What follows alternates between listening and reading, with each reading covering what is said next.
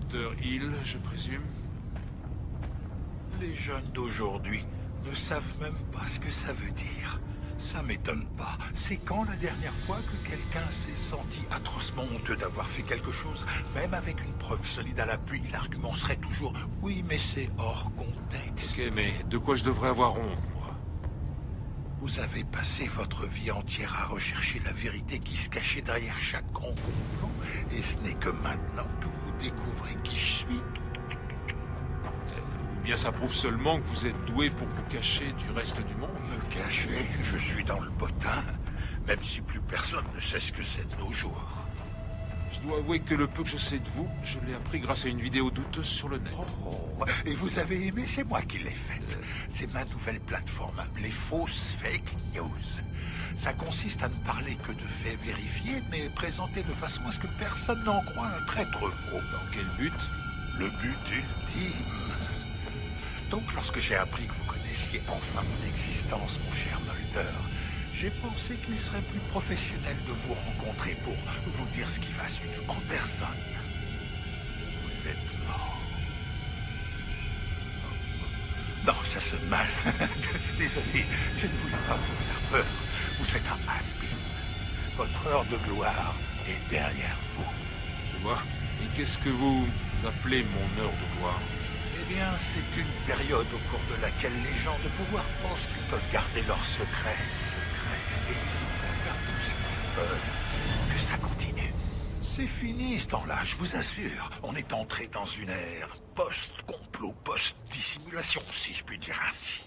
Et ça ne m'étonnerait pas que les jeunes trouvent une formule pour décrire le phénomène. Poco, par exemple. On les entendra dire « Oh, c'est trop Poco ». Là, vous regretterez vraiment de ne pas être mort. Tant que la vérité éclate, ça me va. Personne n'en a grand-chose à faire que la vérité éclate. Parce que le public ne sait même plus ce que le mot vérité signifie. Comment ça?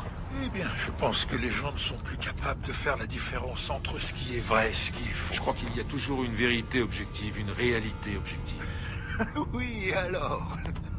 Revenons à l'effet Mandela, par exemple.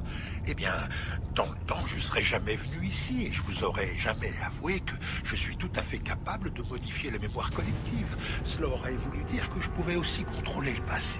Et si c'est exact, alors comme le disait Orson Welles, celui qui contrôle le passé contrôle le futur.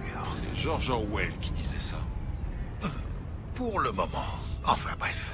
Le plus important, c'est que je peux vous parler de tout ça ouvertement, parce que je me fiche que quelqu'un nous entende. De toute façon, personne ne saura s'il doit y croire ou pas. Pour être honnête, moi j'y crois pas une seconde. Bien, pensez ce que vous voulez, c'est ce que tout le monde fait déjà de toute façon. Vous ne faites que prouver ce que je dis, crétin. Quoi? Mais je dois avouer que vous avez raison. Je ne peux en effet manipuler l'esprit de personne. Et puis entre nous, je n'en ai pas vraiment besoin. Il suffit seulement que quelques-uns soient convaincus que c'est possible. Ensuite, il ne me reste plus qu'à semer les graines de l'incertitude. Tout ce qu'il faut en réalité, c'est un ordinateur. C'est ça votre but, la propagation de fausses informations sur le net? Peut-être bien. Vous savez, notre président actuel a dit quelque chose d'une grande profondeur. Il a dit « Personne n'en a la certitude ». À quoi faisait-il allusion? Qu'est-ce que ça me fait?